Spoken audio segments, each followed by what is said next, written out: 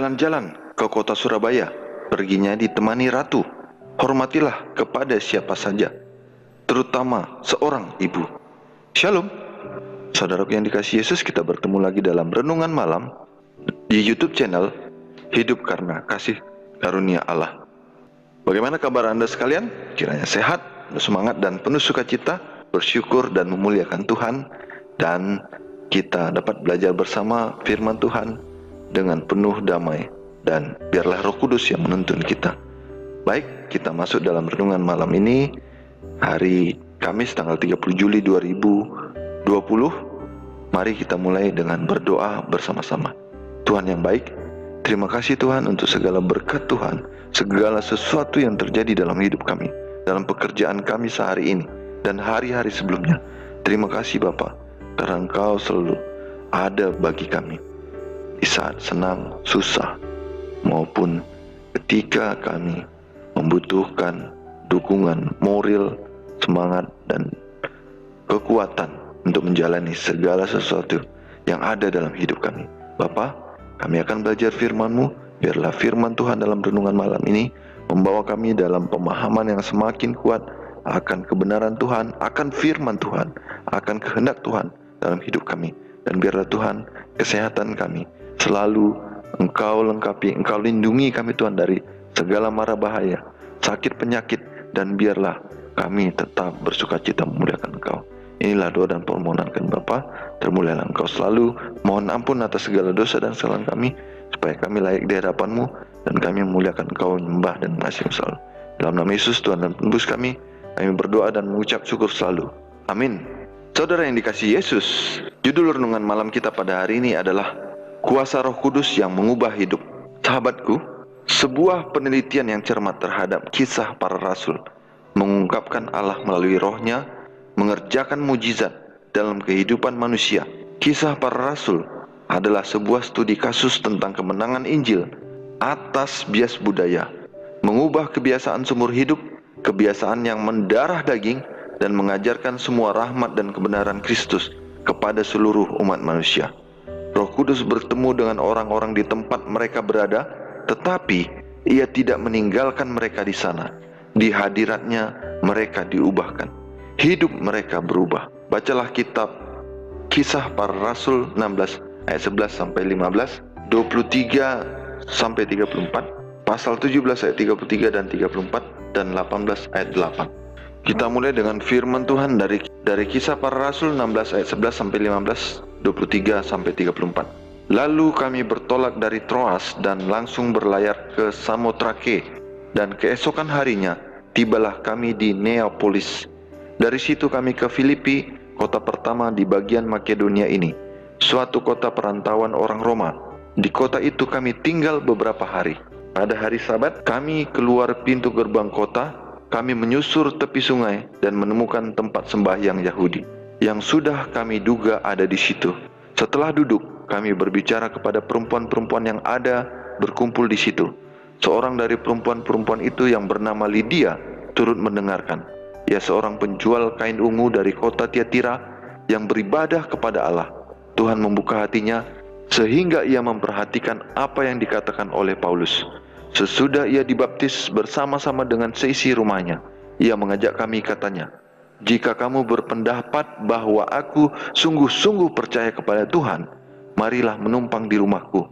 Ia mendesak sampai kami menerimanya. Setelah mereka berkali-kali didera, mereka dilemparkan ke dalam penjara. Kepala penjara diperintahkan untuk menjaga mereka dengan sungguh-sungguh. Sesuai dengan perintah itu, kepala penjara memasukkan mereka ke ruang penjara yang paling tengah dan membelenggu kaki mereka dalam pasungan yang kuat. Kisah Para Rasul 17 ayat 33 sampai 34. Lalu Paulus pergi meninggalkan mereka, tetapi beberapa orang laki-laki menggabungkan diri dengan dia dan menjadi percaya. Di antaranya juga Dionisius, anggota majelis Areopagus, dan seorang perempuan bernama Damaris, dan juga orang-orang lain bersama-sama dengan mereka. Selanjutnya, Kisah Para Rasul 18 ayat 8. Tetapi Krispus, kepala rumah ibadat itu, menjadi percaya kepada Tuhan bersama-sama dengan seisi rumahnya, dan banyak dari orang-orang Korintus yang mendengarkan pemberitaan Paulus menjadi percaya dan memberi diri mereka dibaptis. Ini hanyalah beberapa kisah pertobatan dalam Alkitab. Apakah yang diajarkan berbagai kisah ini kepada kita tentang kuasa Allah untuk mengubah kehidupan semua jenis orang dari berbagai latar belakang? Sahabat dalam Yesus, ada berbagai jenis orang.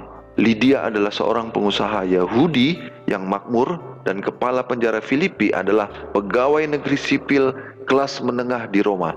Roh Kudus dapat menjangkau semua spektrum masyarakat. Kekuatannya untuk mengubahkan mencapai baik laki-laki maupun perempuan, kaya dan miskin, berpendidikan dan tidak berpendidikan. Dua karakter terakhir dalam daftar kita sama-sama luar biasa. Kisah Para Rasul 17 ayat 34 merujuk pada pertobatan Dionysius, anggota majelis Areopagus. Areopagus di Athena adalah bagian dari penasihat hukum para hakim yang mengadili kasus-kasus pengadilan. Mereka adalah anggota masyarakat Yunani yang terkemuka dan dihormati. Melalui kuasa Roh Kudus, pelayanan Rasul Paulus mencapai bahkan eselon atas masyarakat. Krispus dalam Kisah Para Rasul 18 ayat 8 adalah penguasa sinagog Yahudi. Dia adalah seorang pemimpin agama yang mendalami pemikiran perjanjian lama Yahudi, dan Roh Kudus menerobos dan mengubah hidupnya. Sejarah kisah-kisah ini mengungkapkan bahwa ketika kita bersaksi untuk Kristus dan membagikan firman-Nya kepada orang lain, Roh Kudus akan melakukan hal-hal luar biasa dalam kehidupan semua jenis orang dari segala macam latar belakang, budaya, pendidikan, dan kepercayaan. Kita tidak bisa dan tidak boleh membuat asumsi tentang siapa yang bisa atau tidak bisa dihubungi. Tugas kita adalah untuk bersaksi kepada siapa saja dan semua orang yang dibawa ke dalam hidup kita. Tuhan akan melakukan sisanya. Saudaraku dalam Yesus, kematian Kristus adalah universal, yaitu untuk semua umat manusia selamanya. Apakah yang seharusnya diajarkan kebenaran penting ini kepada kita tentang bagaimana kita tidak boleh berasumsi bahwa ada orang yang berada di luar harapan keselamatan?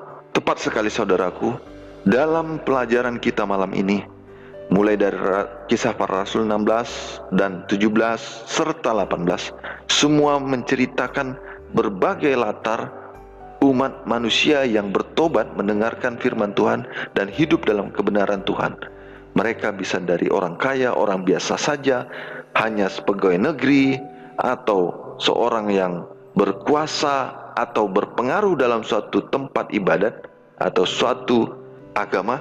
Tetapi Tuhan bekerja untuk keselamatan mereka dan menggunakan kita sebagai alatnya, membawa mereka dalam kebenaran Tuhan.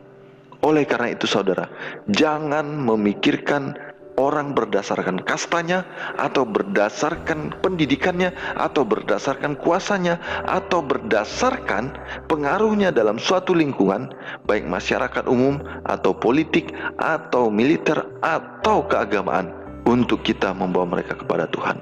Semua secara universal adalah umat yang benar-benar berhak dan punya kesempatan untuk diselamatkan dalam nama Yesus. Oleh karena itu, marilah kita datang kepada Tuhan dan membawa jiwa-jiwa dekat kepadanya, bertobat dan menjadi umat yang mempercayai Tuhan, mengasihinya dan mengagungkan Tuhan sepanjang hidup kita. Biarlah kita tetap bersuka cita dan memuliakan nama Tuhan. Mari kita sama-sama berdoa. Tuhan yang baik, terima kasih Tuhan untuk firman yang Tuhan berikan, yang mengingatkan kami bahwa tidak ada perbedaan orang-orang yang bisa dibawa kepada Tuhan.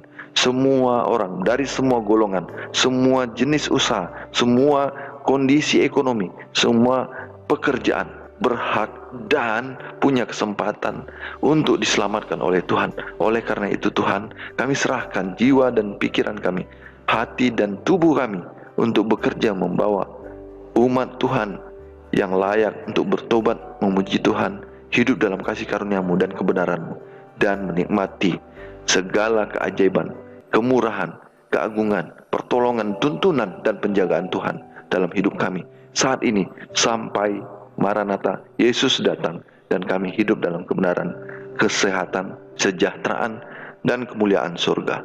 Terima kasih Bapa atas segalanya. Inilah doa dan permohonan kami Tuhan. Mohon ampun atas dosa dan kesalahan kami supaya kami layak di hadapan-Mu, dan doa kami Tuhan dengarkan, Tuhan sempurnakan, dan Tuhan jawab sesuai dengan kebenaran-Mu, kasih karunia-Mu, dan keagungan-Mu saja. Di dalam nama-Mu Yesus Kristus, Tuhan dan penebus kami yang baik, kami berdoa dan mengucap syukur selalu. Amin. Demikian renungan malam kita pada hari ini, saudaraku.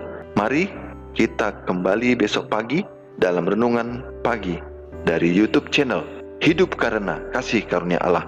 Jangan lupa klik tombol like, subscribe, dan tanda lonceng supaya kami bisa meningkatkan kualitas, supaya kami dapat berbagi firman Tuhan bersama Anda setiap hari, dan kita dibawa pada kedamaian kasih karunia Tuhan. Beli jeruk ke pasar Minggu, jeruknya manis dari Pulau Bali. Jangan suka membangkang ibu, kelak akan mendapat azab sang ilahi. Sampai jumpa. Horas.